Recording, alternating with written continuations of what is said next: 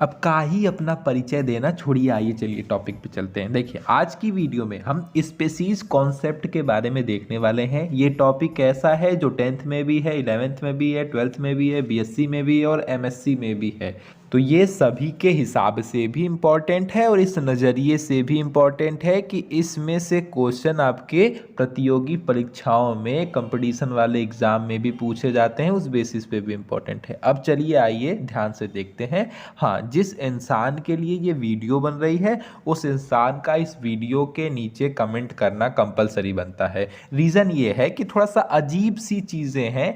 अगर ये चीज़ आपको न समझ में आई और आप उसके बावजूद भी मैं इसके ऊपर वीडियो बनाता रहूं और आपको समझ में भी ना आए तो कोई फ़ायदा नहीं है, ठीक है। तो उससे ज़्यादा बेटर है कि आप इसके नीचे अपना फीडबैक दे दें ताकि हमें समझ में आए कि जो चीज़ हम आपके पास तक पहुंचाना चाह रहे हैं वो क्लियरली पहुंच रही है या नहीं, क्योंकि इसमें जो बातें हैं ना वो बड़ी अजीब हैं और ख़ास कर कि स्पीसीज़ को अलग अलग लोगों ने इतने तरीक़ों से डिफ़ाइन किया है कि वो इस चीज़ को थोड़ा कठिन बनाती है। तो आइए अब शुरू करते हैं। अब जैसा कि नाम से समझ में आ रहा है, स्पीसीज कॉन्सेप्ट यानी जाति अवधारणा, यानी ये कह सकते हैं कुछ लोगों की या कुछ साइंटिस्ट या बायोलॉजिस्ट की जाति को लेके किस तरीके के कॉन्सेप्ट थे, उन कॉन्सेप्ट के बारे में हम इसके अंतर्गत पढ़ेंगे। सबसे पहले समझते हैं कि जो स्पीसीज टर्म है, इस वर्ड को यूज किसने किया था, इस वर्ड को किसने दिया था। तो इसके लिए आपके जॉन रे जाने जाते हैं। जॉन रे के द्वारा ये स्पीसीज टर्म को यूज किया गया था, ठीक है। उसके अलावा सुनिए, जॉन रे ने ही एक पुस्तक लिखी थी जिसका नाम था हिस्टोरिया जनरलिस प्लांटरम। इसमें उन्होंने बहुत सी स्पीसीज के बारे में इस किताब के अंतर्गत बताया गया था, ठीक है। करीबन करीबन 18,000, 15 से 18,000 या इससे भी अधिक स्पीसीज के बारे में उस किताब के अंदर बताया गया था। अब जैसा कि आज के टाइम पे तो हम जानते हैं कि जो स्पीसीज है वो नॉमनक्लेचर की सबसे बेसिक यूनिट है, या कह सकते हैं सबसे स्मॉलेस्ट यूनिट है, या कह सकते हैं टैक्सोनॉमी की जो हम नामकरण यूज करते हैं, जो आपकी क्लासिफिकेशन का काम करती है, उसमें सबसे निचली श्रेणी पे आपका स्पीसीज आता है, जो कि आपको फिगर में दिख भी रहा है। इसी वजह से स्पीसीज को फंडामेंटल यूनिट ऑफ टैक्सोनॉमिक भी माना जाता है। इसके अलावा बेसिक यूनिट ऑफ टैक्सोनॉमी भी माना जाता है, या कह सकते हैं कि जो आपका बायोलॉजिकल क्लासिफिकेशन है उसकी सबसे लोवेस्ट यूनिट आपकी कौन होती है, आपकी स्पीसीज होती है, या उसकी बहुत ही स्मॉलेस्ट यूनिट कौन होता है, आपकी स्पीसीज होती है। तो ये चीज़ भी आप समझ गए होंगे। चलिए अच्छी बात है, आगे चलते हैं। अब बात आई कि अभी अभी हमने एक वर्ड सुना है, नाम है टेक्सोनॉमी हेराकी, ठीक है, या कह सकते हैं सिर्फ टेक्सोनॉमी। तो ये टेक्सोनॉमी क्या है, ये वर्गीकी, हिंदी में कहें तो इसे वर्गीकी कहा जाता है। यानी कि अगर इसे एक्सप्लेन करना चाहे, डिफाइन करना चाहे तो कैसे करेंगे, तो जीव विज्ञान की वह शाखा जिसके अंतर्गत हम ऑर्गेनिज्म का आइडेंटिफिकेशन करते हैं, उनका नॉमनक्लेचर करते हैं और उनका क्लासिफिकेशन करते हैं, यही आपकी टैक्सोनॉमी कहलाती है। यानी कि जीव विज्ञान की वह ब्रांच जिसके अंतर्गत हम ऑर्गेनिज्म की पहचान, नामकरण तथा उसका वर्गीकरण करते हैं, वही आपकी टैक्सोनॉमी कहलाती है। हिंदी इंग्लिश बोथ लैंग्वेज में लिखिए, किसी को किसी भी प्रकार की कोई प्रॉब्लम नहीं होनी चाहिए, ये हम मान के चल रहे हैं। देखिए ये जो आपकी टैक्सोनॉमी है ना, इसी टैक्सोनॉमी को ही टैक्सोनॉमी हेराकी के भी नाम से जाना जाता है। यानी कि जो वर्ग की पदानुक्रम होता है, हिंदी में कहें तो ये जो आपको सामने दिख रहा है ना, जहाँ पे ये सारी चीज़ें लिखी रहती हैं एकदम लाइन वाइज, यही क्या है, आपकी टैक्सोनॉमी हेराकी, यानी कि वर्ग की पदानुक्रम। अब जरा सा ये जो अभी अभी हमने टैक्सोनॉमी की डेफिनेशन दी है, इसको आप थोड़ा सा समझने की कोशिश करिए। जैसे हम किसी प्रकार के जीव की क्या करते हैं, सबसे पहले आइडेंटिफिकेशन करते हैं, उसकी पहचान करते हैं, उसको आइडेंटिफाई करते हैं कि ये कौन सा जीव है। फिर आइडेंटिफाई करने के बाद उसके हिसाब से उसका नामकरण करते हैं, यानी कि उसका नॉमनक्लेचर होता है। उसके बाद कहीं हम उसको फिर उसका क्लासिफिकेशन करते हैं कि ये किस श्रेणी में, किस ग्रुप में, किस समूह में रखा जाएगा। और वही जो स्पेसिफिक ग्रुप होता है जो टैक्सोनॉमी के अंतर्गत आता है, वही आपका टैक्सॉन कहलाता है, ठीक। जो उसके अंदर स्पेसिफिक ग्रुप होता है वही आपका टैक्सॉन कहलाता है। और वही जो आपका टैक्सॉन है जिसके अंतर्गत बहुत सारे ग्रुप पाए जाते हैं, जो आपको सामने आपके फिगर में यानी कि आपके स्क्रीन पर दिख रहे हैं, उसी जो टैक्सॉन के अंदर जो बहुत सारे ग्रुप पाए जाते हैं, उस ग्रुप के अंदर ऑर्गेनिज्म को एक निश्चित समूह में अरेंज करके रखना ही आपका टैक्सोनॉमी हायरार्की कहलाता है। ठीक है, उसी टैक्सॉन के अंदर जो बहुत सारे आपके क्या पाए जाते हैं, जो आपके बहुत सारे ग्रुप पाए जाते हैं, उसी ग्रुप के अंदर ऑर्गेनिज्म को अरेंज करना ही टैक्सोनॉमी हायरार्की यानी कि वर्ग की पदानुक्रम कहलाता है। उम्मीद करता हूँ ये पूरी टॉपिक आपकी क्लियर हो गई होगी। अब हम जरा सा बात स्पीसीज के ऊपर करते हैं, वरना टाइम बहुत तेजी से बीत रहा है। तो स्पीसीज क्या है अब वो समझते हैं। देखिए, स्पीसीज को लेके या स्पीसीज कॉन्सेप्ट के बारे में अलग अलग बायोलॉजिस्ट ने अपने कॉन्सेप्ट के थ्रू स्पीसीज को डिफाइन करना चाहा है।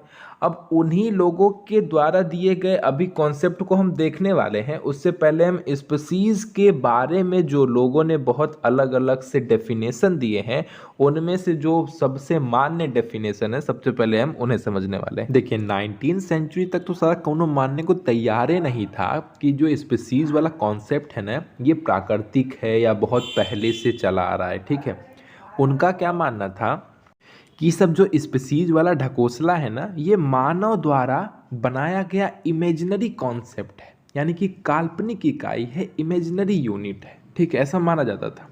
यानी कि जो ये स्पीसीज है उनके अंदर अनस्टेबल कैरेक्टर पाए जाते हैं, बाकी सब एक ही है, कोई स्पीसीज कोई जाति वाती नहीं होती है, कोई अलग अलग नहीं है, सब एक जैसे हैं।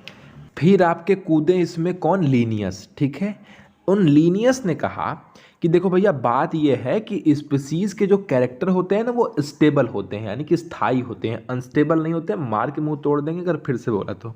इनके जो कैरेक्टर हैं वो स्थायी होते हैं। और स्थायी होते हैं से सेंस ये है कि मतलब कोई अगर कल को बकरी है तो ये नहीं है कि 4-5 पीढ़ी बाद वो कुकुर बन जाए। ठीक है, और रहेगा तो बकरी ही। तो उनकी स्पीसीज अलग है, कुकुर की स्पीसीज अलग है। ठीक है, तो ये नहीं कह सकते कि हाँ उनके कैरेक्टर स्थायी नहीं है, स्टेबल नहीं है, उनके लक्षण स्थायी होते हैं। इसके अलावा वो एक दूसरे से क्लियरली डिफरेंट होते हैं। ठीक है, एक दूसरे से ये नहीं है कि अगर कोई सेम स्पीसीज का है तो उनके अंदर डिफरेंस देखने को मिले, तब उनके अंदर काफ़ी सिमिलरिटीज़ देखने को मिलती हैं। लेकिन अगर कोई एक स्पीसीज का है, कोई दूसरी स्पीसीज का है, तो उनके बीच में डिफरेंस देखने को मिलता है। एग्जाम्पल के तौर पे आप कुत्ता बिल्ली ले लीजिए, कुत्ता और बिल्ली की अलग अलग डिफरेंस देखने को मिलती है। बकरी बिल्ली में भी अलग अलग डिफरेंस देखने को मिलती है। अलग अलग स्पीसीज के हैं तो अलग अलग डिफरेंस, यानी कि उनके बीच में जो डिफरेंस है वो क्लियरली हमें दिखता है। वही चीज लिखी हुई है कि ये एक दूसरे से क्लियरली डिफरेंट होते हैं। बात खत्म। चलिए अब हम थोड़ा सा स्पीसीज की डेफिनेशन देखते हैं। देखिए, species are the most basic and lowest category in the biological classification of organism. From the biological point of view, a group of such organism is called a species which have the ability to produce offspring with each other and whose children themselves have the ability to give birth to children। देख रही है ना जनता किस तरीके से English बोल के बेवकूफ़ बनाया जाता है। इसका हिंदी नहीं बताएंगे, अब देख लीजिएगा। अरे तू जा रही पागल कुकुर कहीं का। देखिए, कहना ये चाहते हैं कि जो स्पीसीज है वो हमारी जो बायोलॉजिकल जो कैटेगरी है, जो क्लासिफिकेशन है, उसकी सबसे लोवेस्ट कैटेगरी है। ठीक है, दूसरी चीज़, अगर हम बायोलॉजिकल पॉइंट ऑफ व्यू के हिसाब से बात करें तो ऑर्गेनिज्म के ऐसे ग्रुप को एक स्पीसीज का कहेंगे। ठीक है, जो which have the ability to produce offspring with each other. ठीक है, जो ये एबिलिटी रखता हो एक दूसरे के साथ प्यार करके ऑफस्प्रिंग को जन्म देने की, और ये जो बच्चा जन्मा है ये खुद में भी ये एबिलिटी रखता हो कि ये आगे चल के बड़ा होके आपके बच्चे को जन्म दे सके या बच्चे को जन्म देने में सहायक बन सके। तो ये क्या कहलाएगा, तो ये आपका एक स्पीसीज के ही ऑर्गेनिज्म कहलाएंगे। यानी कि बहुत सिंपली समझाना चाहूँ तो आप और किसी के साथ प्यार करते हैं और आप दोनों के प्यार करने से जो बच्चा जन्म हुआ है, कल को वो बच्चा बड़ा हो के भी किसी के साथ प्यार करे और उससे भी बच्चा जन्मे, तो आप कह सकते हैं कि आप एक ही प्रजाति के हैं, एक ही स्पीसीज के अंतर्गत आते हैं। सिंपल सी बात है। अब इसी चीज को बहुत सी जगहों पे इस तरीके से लिखा रहता है कि which have the ability to produce fertile offspring. तो अब आपको समझ में आ गया होगा कि फर्टाइल ऑफ स्प्रिंग का मतलब क्या है। फर्टाइल मतलब होता है उपजाऊ ऑफ स्प्रिंग पैदा करिए आप। तो कुछ जगहों पे आपको फर्टाइल वर्ड यूज मिलता है, वो इसीलिए कि फर्टाइल होता है आपका क्या, उपजाऊ, और स्टेराइल मतलब होता है, समझ लीजिए बंध होता है, मतलब वो बच्चे पैदा नहीं कर सकता। यानी कि जिनके अंदर इस तरीके के कैरेक्टर पाए जाते हैं, जो एक दूसरे से प्यार करके जो बच्चा जन्मता है वो भी आपका फर्टाइल बच्चा होता है। तो वो ऐसे जो दो लोग हैं या जो ये समूह है वो एक ही स्पीसीज के माने जाते हैं, एक ही जाति के माने जाते हैं। उम्मीद करता हूँ स्पीसीज का डेफिनेशन क्लियर हो गया होगा। हिंदी इंग्लिश दोनों में लिखा है, पढ़ के और क्लियर कर सकते हैं। ना समझ में आए फिर से सुन लीजिएगा, क्लियर हो जाएगा। ठीक है, अब हम आगे चलते हैं, थोड़ा सा एग्जाम्पल देते हैं, एग्जाम्पल से ज़्यादा अच्छे से आपको समझ में आएगा। हाँ, परेशान मत होइएगा, मैं इतना ज़्यादा बेसिक अभी ही बना देना, इतनी भूमिका बना दे रहा कि आगे जब आप चल के बहुत सारे कॉन्सेप्ट को पढ़ेंगे ना तो आपके अंदर दिक्कत नहीं होगी, मतलब कन्फ्यूज़न क्रिएट ही नहीं होगा। मैं सारे आपके कॉन्सेप्ट यहीं पे क्लियर कर दे रहा, आपको आगे चल के डेफिनेशन क्या आपको किसी तरीके का कन्फ्यूज़न मिलेगा ही नहीं। डेफिनेशन का बहुत बुरा असर हुआ है, लगता है किताब दिमाग में चढ़ गया है। चलिए पहले मैं आपको ही अपने से ही एग्जाम्पल बताता। मान लीजिए मैं एक इंसान हूँ, जो कि हूँ भैया, काहली मान कह लीजिए मैं इंसान ही हूँ। ठीक है, मैं किसी भी इस दुनिया में रहने वाले, इस हम अपने अर्थ की बात कर रहे हैं, इस अर्थ पे रहने वाली किसी भी देश के, चाहे वो चाइना, यूएसए, साउथ अरेबिया, जहाँ मन तहाँ से उठा लीजिए, अगर मैं वहाँ के किसी इंसान के साथ प्यार करता हूँ और उनके और मेरे संबंध से जो बच्चा जन्मेगा वो बच्चा भी फर्टाइल होगा, यानी कि वो बच्चा भी आगे चल के बच्चा पैदा करने की क्षमता रखता होगा। इसका क्या मतलब है कि हाँ, इस धरती के ऊपर जितने भी मानव पाए जाते हैं वो सभी के सभी एक ही स्पीसीज के हैं, एक ही जाति के हैं। ठीक है, सिंपल सी बात है। वो बात अलग है कि उनके रूप रंग, आपके छोटे बड़े, इन सब के बीच में अंतर देखने को मिल सकता है, उनका रूप रंग अलग है, हाइट अलग है, इससे कोई मायने नहीं रखता है, क्योंकि आपके और उनके बीच के संबंध से जो ऑफस्प्रिंग क्रिएट हुआ वो आपका फर्टाइल है। इसका सीधा सा मतलब है कि आप एक ही स्पीसीज के अंतर्गत आते हैं, एक ही जाति के अंतर्गत आते हैं। बात खत्म करिए। दूसरा एग्जाम्पल सुनिए।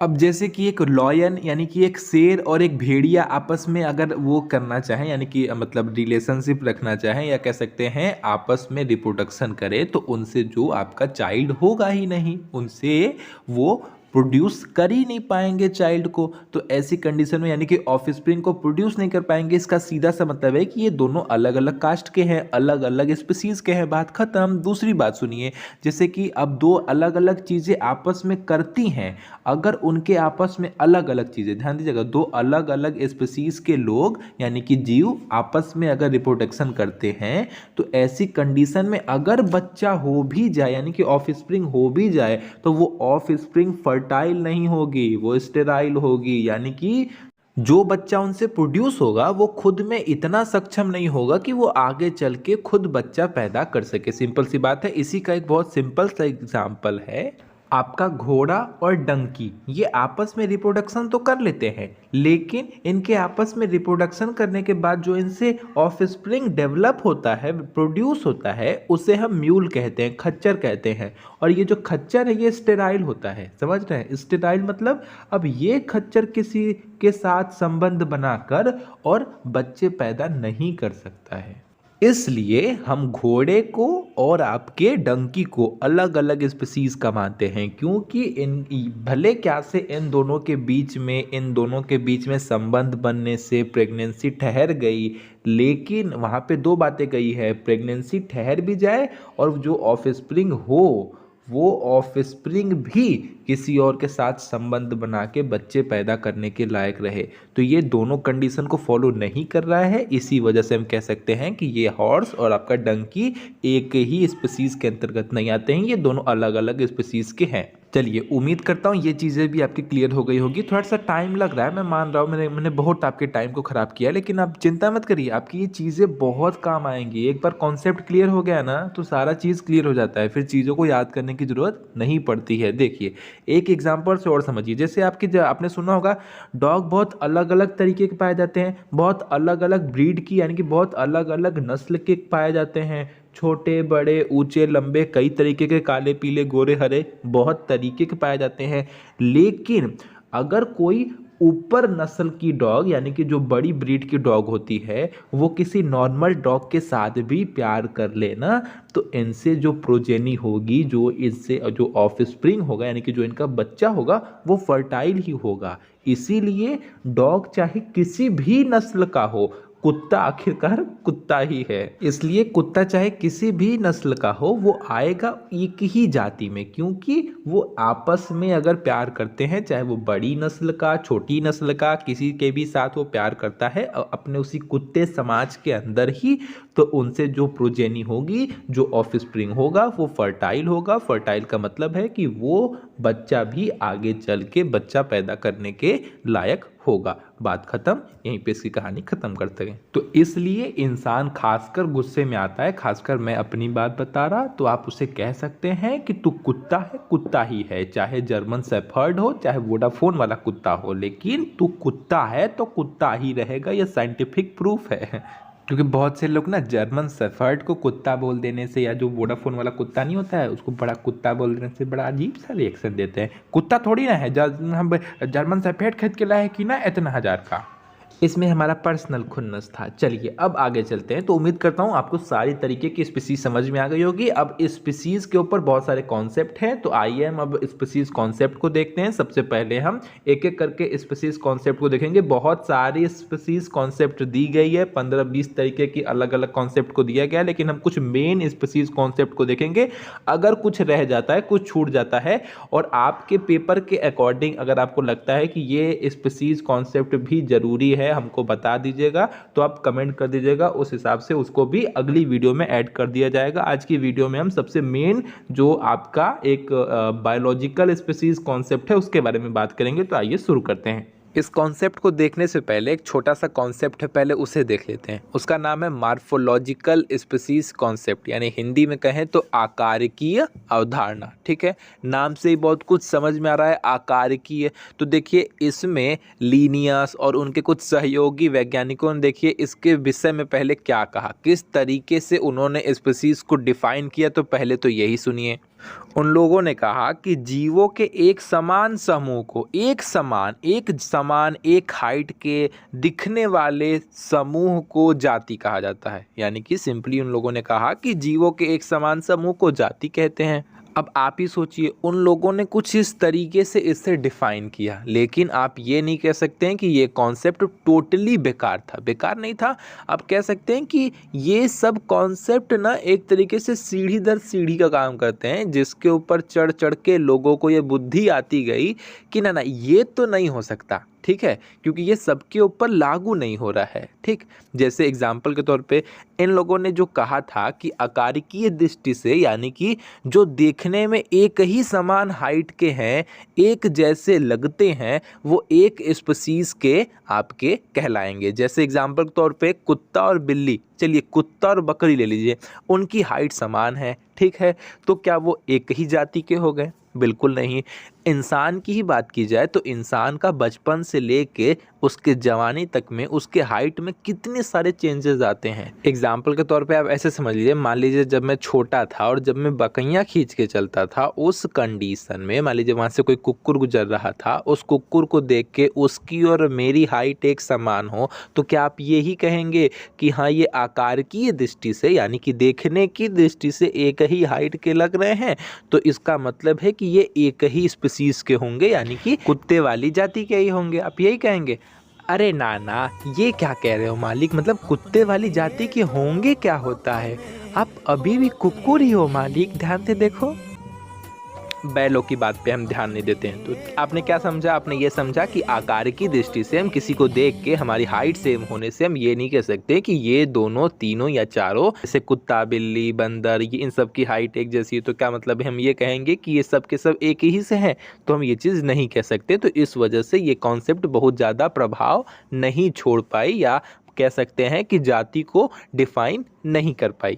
दूसरा आपका कॉन्सेप्ट है बायोलॉजिकल स्पीसीज कॉन्सेप्ट, जो मैंने आपको बताया था। इसको भी हम थोड़ा सा देखेंगे, क्योंकि इसको डिटेल में हम अगली वीडियो में देखेंगे। उसका रीज़न ये है कि आज की वीडियो बहुत लंबी हो गई है, इतनी आसानी से मैं उसको समझा नहीं पाऊंगा, ठीक है। तो नेक्स्ट वीडियो में इसे हम डिटेल में समझेंगे, और वो जल्दी आएगी, एक दिन के अंतर में आ जाएगी, ठीक है। अब सुनिए, व्यक्तियों का ऐसा समूह जो स्वाभाविक रूप से परस्पर प्रजनन कर सकता हो और उपजाऊ संतान पैदा कर सकता हो, वो आपकी प्रजाति कहलाती है। सिंपल सी बात है। तो अब इसी चीज़ को इंग्लिश में भी पढ़ दे रहा, फिर आपको एक्सप्लेन भी कर दे रहा। इंग्लिश में कहते हैं अ group of individual which can naturally interbreeding and produce fertile progeny is called biological species. यानी कि सिंपल सा कहना ये है कि दो अकेले इंसान, अब अकेला इंसान तो कुछ कर नहीं सकता, तो एक मेल और एक फीमेल आपस में कंबाइन होके, ठीक है, आपस में इंटरब्रीडिंग करके, यानी कि रिप्रोडक्शन की प्रोसेस करके, उनसे जो ऑफस्प्रिंग की उत्पत्ति हो, ठीक है, वो ऑफस्प्रिंग तो पैदा हो ही, साथ उस ऑफस्प्रिंग के अंदर भी ये कैपेसिटी हो, ये कैपेबिलिटी हो कि वो आगे चल के संतान को क्रिएट कर सके, यानी कि संतान को प्रोड्यूस कर सके, तो ही ये आपकी एक ही जाति की, एक ही स्पीसीज की मानी जाएगी। जो चीज़ मैंने आपको स्टार्टिंग में बता दी, इसीलिए मैंने आपको कहा था कि आप अगर स्टार्टिंग के कॉन्सेप्ट को क्लियर कर लेंगे, वही चीज़ आपको घूम फिर के हर जगह मिलने को मिलेगी, मतलब देखने को मिलेगी। और इस कॉन्सेप्ट को देने वाले आपके मेयर हैं, पूरा नाम अर्नस्ट मेयर है, ERNST, अर्नस्ट मेयर, ठीक है। तो मेयर जी ने ये बताया कि देखो भैया, अगर दो लोग मिलके आपस में, ठीक है, दो लोग मिलके आपस में इंटरब्रीडिंग कर सके, यानी कि रिप्रोडक्शन, यानी कि प्यार कर सकें, और उस प्यार के दौरान, मतलब उस प्यार से उत्पन्न जो बच्चा हो, ठीक है, वो बच्चा तो होना ही होना है, वो बच्चा जो हो वो भी फर्टाइल हो, यानी कि स्टेराइल ना हो, यानी कि वो बच्चा भी बड़ा होके बच्चा पैदा कर सके, उसके अंदर ये कैपेबिलिटी होनी चाहिए, तभी वो एक ही जाति के सदस्य माने जाएंगे। सिंपल सी बात है, आपके कॉन्सेप्ट क्लियर होंगे। तो बस आज के लिए इतना ही। अब एक चीज़ आपको खास जानकारी के तौर पे दिया जाता है, प्रिकॉशन के तौर पे। मेरा मन बहुत है बताने का, गुस्सा से भरे हुए हैं, इसलिए हम बताएंगे ज़रूर, चाहे टाइम खराब हो आपका, वो चलेगा। जीवन से बढ़ के कुछ नहीं है। आज की एक न्यूज़ है, सामने आपको फोटो दिख रही होगी, आप लोगों ने खुद ही न्यूज़ देख लिया होगा, लेकिन अगर कोई भूला भटका रह गया है, खासकर मैं अपने जितने लोग मेरे वीडियो देखते हैं उनसे फैमिली बोल के हम पागल बनाना नहीं चाहता, ऐसा कोई बात नहीं है। लेकिन हाँ, जो मेरे रियल सब्सक्राइबर हैं, जो देखते हैं, खासकर उनके तक मेरा ये बात पहुँचाना थोड़ा सा ज़रूरी हो जाता है। क्या है कि मैं पिछले कई दिनों से ये चीज़ें नोटिस कर रहा हूँ, और पिछले 4 महीनों से 20-30 घटना तो मैंने पढ़ के मतलब दिमाग सनक गया है। कुछ कहानी ऐसी है कि आफ्ताब और श्रद्धा नाम के 2 लोग थे, आपस में रिलेशनशिप में थे, ये शादी करना चाहते थे। उसी चक्कर में लड़की अपना घर छोड़ के शिफ्ट हो गई थी। उसके बावजूद भी कुत्ता, नीच, हरामी, दोगला, पापी, उसके बाद भी उसको मार दिया। वो भी किस तरीके से, इसकी मतलब सोच नहीं सकते कितना नीच इंसान था। उसको मतलब इतने दिन पहले, आज से कम 18 दिन पहले उसको मार चुका था, फिर आरी खरीद के लाया, उसको काटा, उसके 35 टुकड़े किए, फिर फ्रीज लाया, फ्रीज के अंदर रखा ताकि स्मेल ना आए, फिर अगरबत्ती ला के जलाई ताकि बाहर के लोगों को पता ना चले। मतलब इतना ज़्यादा नीच, पापी, दोगला इंसान था कि कुछ कहना नहीं है। तो सिंपल सा कहना यह है कि ये खास समुदाय की तरफ से पिछले 4 महीने में 20 घटना मैं गिनवाने को तैयार हूं, लेकिन ये लोग अपनी इस मानसिकता से बाहर निकल नहीं रहे हैं। कुछ 10 इमेज तो मेरे आँख के सामने आई है, जहाँ पे लिपस्टिक लगा हुआ इंसान या किसी तरीके से मुंह मेकअप किया हुआ इंसान पानी में, किसी बोरे में भर के पानी में, नाले में, कचड़े में फेंका मिला है। ये पिछले 4 महीने की बात बता रहा हूँ। झूठ लगे तो सर्च करके देख लीजिए। ये लव जिहाद नाम का जो मैटर है, इतना हल्का भी नहीं है, और जिसको हल्का लगता है उसको अपने दिमाग का चेकअप कराने की ज़रूरत है। उसके बाद भी किसी को ये लगता है कि ना ना ऐसा कुछ नहीं है, तो इससे बहुत सिंपल सा एग्जांपल है कि अगर अपने सामने हो रही चीज़ों से आप आँख बंद कर लेते हैं तो इसका मतलब ये नहीं है कि वो जो सामने हो रही चीज़ है वो बंद हो जाएगी, वो तो होती ही रहेगी, बस आपका इंतज़ार करेगी कि कब आप इसके लपेटे में आएंगे। तो इसलिए सावधान रहें, सतर्क रहें। Tata bye.